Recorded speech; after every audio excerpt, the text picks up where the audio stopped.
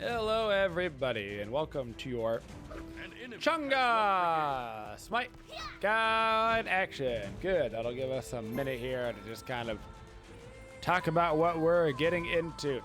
So Chang'e will be benefiting from a upcoming patch here in Smite. They are going to be changing the cooldown earring to not give any damage reduction. So it'll give 50% CDR and no damage reduction. That is going to be a really good ultra late game item on a lot of mages. Chang'e in particular, that is not live as of this guide, but it will be as of, I think it's like August 22nd. So just keep that in mind for the end of the build. Earring for like a Janice, Chang'e, etc. A lot of good options for the mages because it's going to give only bonuses, no repercussions anymore after the patch. But to start off, we're going to be grabbing ourselves what I would say is the pretty standard mid start. You're going to see this on almost everybody, and that's going to be Sands of Time plus the Warlocks. We're going to go right into that Warlock staff. Also keep in mind that Conduit Gem is good on Chang'e, but I find that the CDR is simply more beneficial. The Sands of Time gives you that bonus damage on your Moon Dance and your Moon Flower. And so you're going to be able to get the double proc on that on the wave, which is only a little bit less clear than a Conduit, but it gives you that 20% CDR in your kit. It's going to be even more important once you end up buying the earring. So make sure that you're ready for that patch to come out, and make sure you're ready for all the future videos to come out by making sure you subscribe to the channel and ring that bell for notifications so you never miss a video. You want to help out with the algorithm, smash that like button and comment down below. So here on Chang'e, I would say that she is okay. Not really meta. Not bad. Not a bad god at all. Honestly, this skin is so good that it gives her like a solid +1 in the meta because of how good this stupid skin is. But she has been okay for a while. You'll see her pop up sometimes in like the solo lane. I really don't like her over there. She is a mid laner in her heart of hearts. She just takes a while to come online. Her early game lane clear isn't terrible, but she's really about that late game team fight. In Smite, really the games are decided around that 15 to 20 minute marker. So it's about utilizing her ultimate in particular at that 15 to 20 minute marker in those team fights and trying to make the difference for your team. If your team doesn't get too far behind before then, you can get into those fights. If you hit a couple of 2-3 man ultis, you can really make a difference on Chang'e. She is, though, quite susceptible to early game ganks. And while her clear is strong in the early game, her level 2, 3, 4 fight, kind of schmeh. Poke-wise, not bad. Decent little damage output. Just walk up and do some poke. But her ability to like 100 to 0 somebody, low. She doesn't have any CC, so she doesn't really have any way to secure the kill. So you're really just trying to out PvE the opponent. Hard to out PvE a Merlin, one of the better wave clearing gods in the game. But I'm just going to keep utilizing my poke. Quick little tidbit on Chang'e 1. You can whip the ability a little bit. It's always going to come out left to right. So you can give it like a little whip right here on that right-hand side, and it'll just give you a little bit of extra extension. So you just got to turn your camera and go give it a little whoop, and you'll just get a little bit of extra love out of that. Gotta give it the nice twirly whirly there on Chang'e.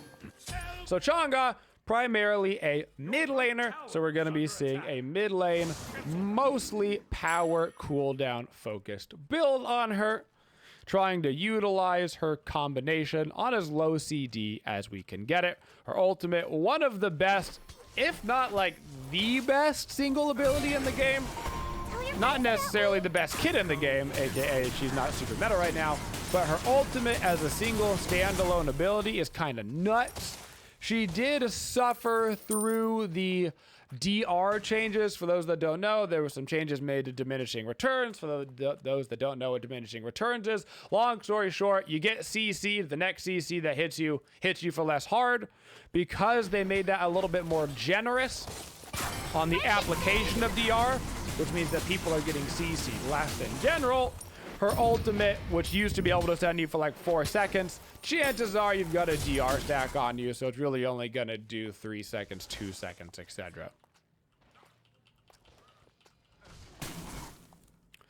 For your ability order on Chang'e, Chang'e's is always the same way, so it's nice and easy. 4, 1, 3, 2. I feel like we've had a couple of gods in a row where it was like sometimes you level them this way, sometimes you level them that way. Chang'e, right down the line every single time. You always level her ultimate whenever you can. Her 1, then her 3, and then finally her 2. You only need 1 point in the 2 to get the biggest advantage out of that, which is the ability to avoid all damage, CC, etc. Get that big of vulnerability. You rank up her 2 highest damaging abilities first, which is her ulti and her 1. Then you do her 3, which increases the heal and the damage. And then finally her 2, which is just going to give you a little bit of extra mana back. The cooldown is nice on it.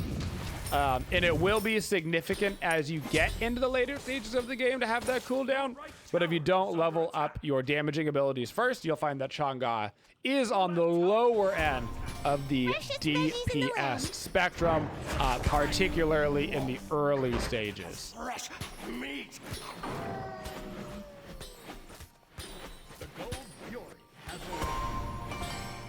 So definitely make sure that you're doing that. Now, because I'm a Chang'e, it means I don't have to back. So I could have, if I wanted to, have bought my tier 2 warlocks and had that sent to me a little bit earlier. Honestly, I tend to wait for full items, mostly because the difference isn't that big of a deal at this stage of the game, but also because it's just easier to remember the gold costs for full items. Otherwise, you're checking your inventory all the time. Theoretically, you want to be the most efficient Chang'e possible. You should be looking back your inventory all the time and buying items. Just make sure that if you're going to be looking at the inventory all the time to go and buy items, that you're not getting yourself caught out and looking at the inventory, and then all of a sudden you run into somebody in the jungle and then you're getting ganked and then you died because you're looking at your inventory. We've all died looking at our inventory in the middle of a back. On Chang'e, you can do it just walking around because you're trying to buy hashtag one more item, all right? So just be careful on that. So after our warlocks, I'm gonna go right into a Chronos pendant on Chang'e. One of the few mages that I still like the Chronos pendant on. Basically, it's just a matter of getting as much cooldown as you can online as soon as humanly possible. Gonna throw down the stun onto them and do a little dodgy dodge here on the Odin combo. Pop that preemptive beads for the Fenrir ulti, and now I should be able to get out of this one a-okay. Buy myself a sentry ward and a regular ward on the way out as well. Your right tower is under attack. For your matchups on Chang'e, Odin, obviously annoying. No sustain inside of his cage. That's a bummer for Chang'e. Any anti-heal good against Chang'e. Doesn't matter if it's Sobek, Bacchus, Medusa, Odin, whatever. Don't matter. Anti-heal is annoying. You don't want to have to deal with that. Not really a primarily healing god, which is why the gods that have built-in healing are actually more annoying for her than anti-heal items. Not a lot of people are going to prioritize Brawlers, Beat Sticks, Pestilences against a Chang'e because her healing output is just very little comparably to like every other healer in the game. It's not really her role. She's more of a damage healer than a support healer like an Aphrodite.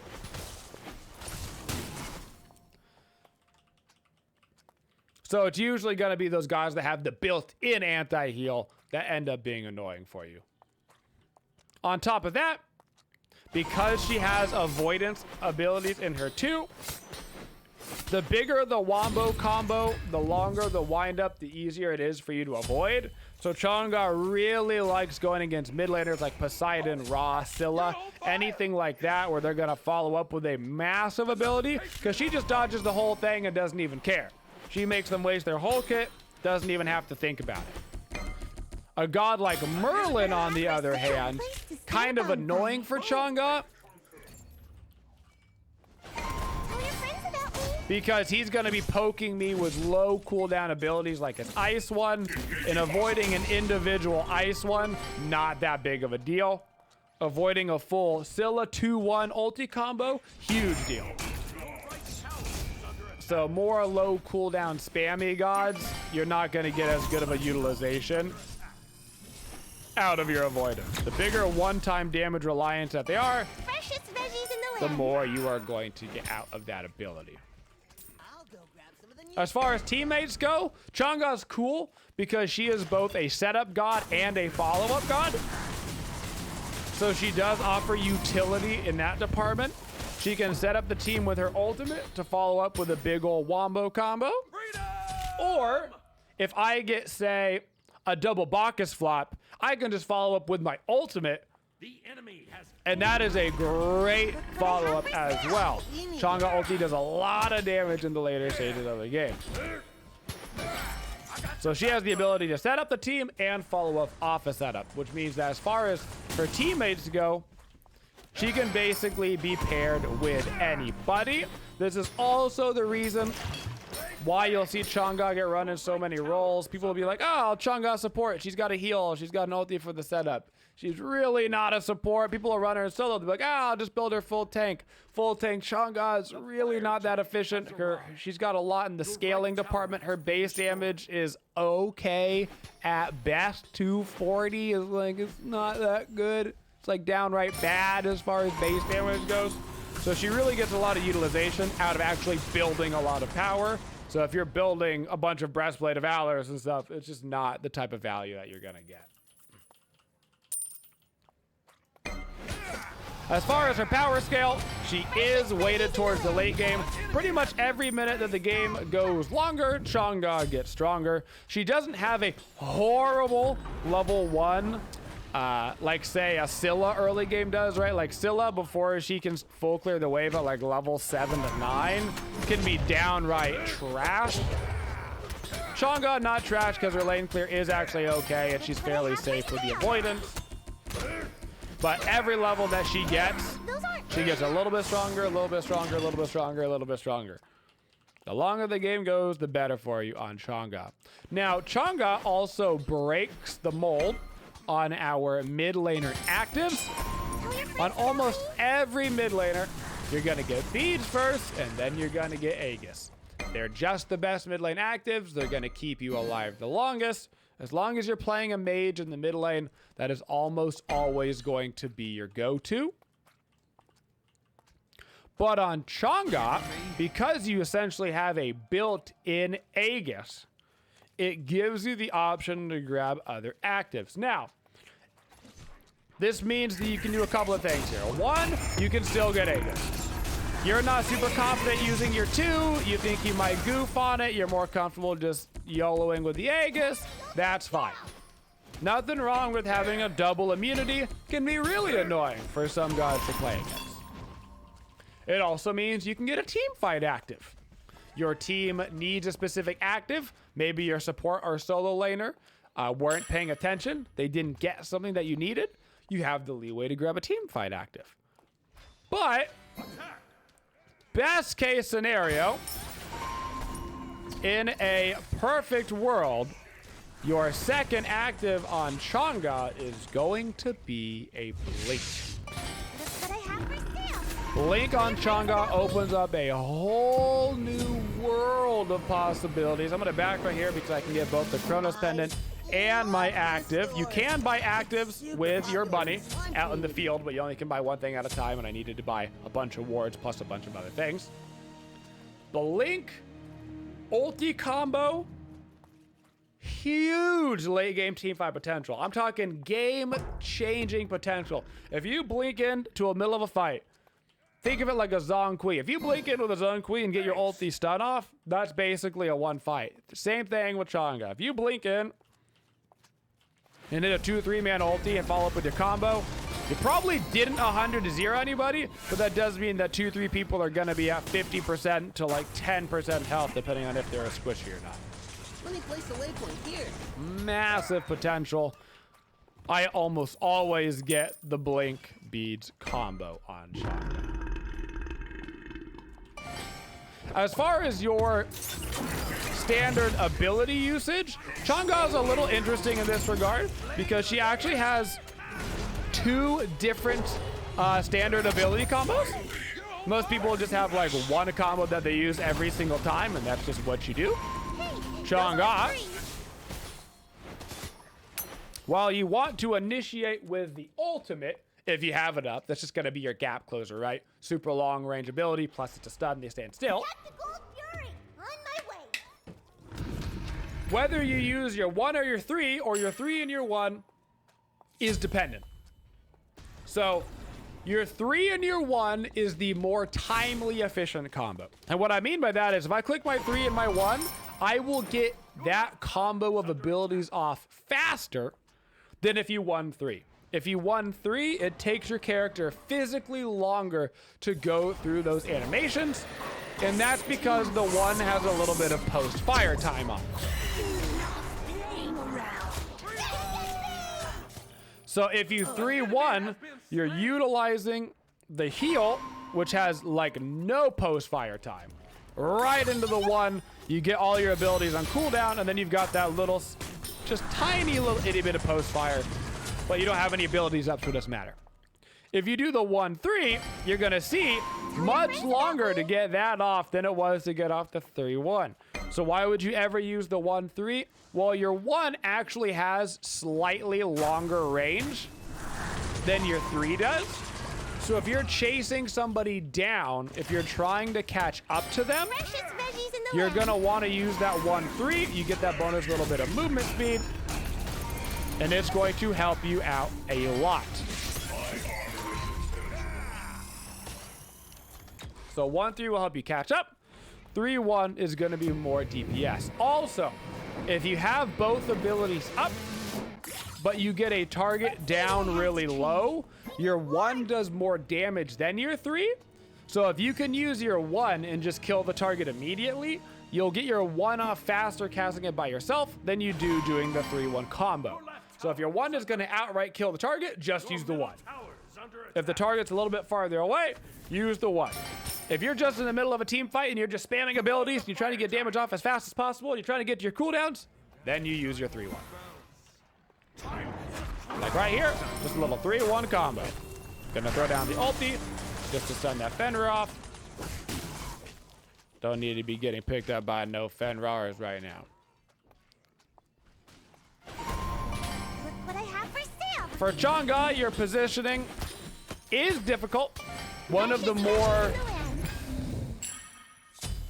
if not one of the most difficult mages in the game to position. The reason why she's so difficult to position is because of her short range. Somebody like a Rock, the idea of your positioning is pretty straightforward. I want to be standing as far back as humanly possible while being in range of my beam, of my ulti, right? On Chang'e, if you're in range of your 1 and your 3, you're in range of their abilities as well, right? In fact, you've probably been in range of their abilities for a little bit. So you've been susceptible for a hot second just to get in range of your combo. This is another reason why the blink is so nice on her, because it helps you close the gap without, you know, being in that danger zone of you getting attacked but not being able to attack. But it does mean that you have to be really careful on your positioning. I'm gonna go for a little blink ult combo right here, try to get my boy out of this Odin tower. Doesn't look like we're gonna be able to do it, but we might be able to pick up quite a few kills just utilizing the blink to get in range of my ultimate. And that way we get a nice double, maybe even a triple ulti off right there, but there's a couple of CC immunities, so we didn't necessarily get the stuns out, but that's okay. Just helping me position around and get into the spot that I needed to be in. So on that positioning, you just got to be very careful. You can't obviously sit in the back and just do nothing all game, but you need to wait for the initiation. You want to be as far forward as you can without being in front of your tanks. You need your tank in front of you. This game is going to be Bacchus. Bacchus is going to be initiating. I can initiate myself if I have the blink up.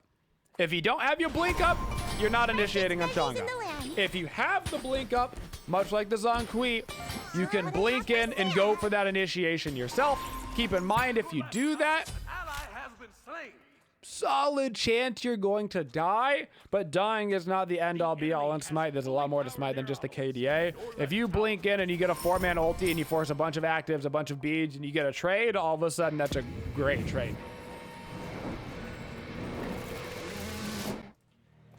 Gonna be grabbing myself a Staff of Mirrodin here. Now, Staff of Mirrodin is going to overcap us a little bit on the CDR once we get that Sands of Time finished. Not a big deal. As we mentioned earlier, our preferred combo on Chang'e is going to be to blink in, ulti, then use our 3-1, which just means we're getting straight up bonus damage on our 3 and our 1. Very worth it, even to overcap on the CDR. If you're running a build like this post-patch, you can probably avoid that Chronos pendant earlier in the game, replace it with a different item. And then by the time you get the earring at the end of the game, you'll still have that 50% CDR, but you won't be overcapping by 20%. You don't want to overcap CDR by 20%. Probably means you're buying too much CDR, but there's a lot of CDR in the game. Overcapping by 10%. Gonna happen in a lot of mage builds right now, just because the items with CDR also happen to be really freaking good. Especially after the patch, you're gonna see people probably honestly having 60% CDR when the cap is 50% with the earring, just because of the build orders that are gonna change around a little bit. Look very similar to this though, with the addition or subtraction potentially of that Chronos Pendant. You could even buy the Chronos Pendant early for the early effects and then sell it in the ultra late game when you're overcapping by too much, but like the Chronos Pendant minus 1 second on your cooldown, you know, actually becomes much more efficient the more percent cooldown that you have. So even the overcapping with the Chronos Pendant might be worth it for that minus 1 second because your cooldowns are already so low, especially on a Chang'e. A lot of value to be had there. Play with it. There's a lot of cool options there. Go for the blink ulti right here. Just gonna kill that Odin. Tried to turn it a little bit into the rest of the team right there. Wasn't quite able to hit him in the back line. But we were able to get that really quick pick onto the Odin. And now we can continue to work on the Staff of Mirrodin. Make sure we're buying team. So build-wise on Chang'e, much like the rest of the mages, how do I get as much cooldown and as much percent penetration in my build as early as humanly possible? Warlocks, Karen's coin, that's 30%. 10 right there. Sands of Time, Chronos Pendant, that's 30% CDR. Those first 4 items, really 3 items per starter item, you're already near cap on both of those. Really easy way to get all of those stats in so fast. Plus the Karen's coin is just nice on Chang'e because you get a little bit of extra movement speed. Having extra movement speed on a god that doesn't have a true getaway ability is always quite nice. Whether it's a Zeus or a Chang'e, whatever, just a little bit of extra movement speed might be enough to get you out of harm's way because you can't like jump away. All right, we're heading into the ultra late game now of Smite. We're at the 20-minute marker. Neither team has snowballed out of control yet, which is nice. Normally by now, one team has mostly kind of won the game and you're just waiting for the next like 10 minutes to go through the motions. This game is close enough that no team has won yet. We do have a nice little lead here. 3 to 4K is a good lead, not a game over lead. Usually around this point, a team could have like a 7 to 8K lead, which is right about the time that you're like, there's not much you can do to come back. But this does mean that if we can win our next team fight in a convincing manner, we should be able to put this one away.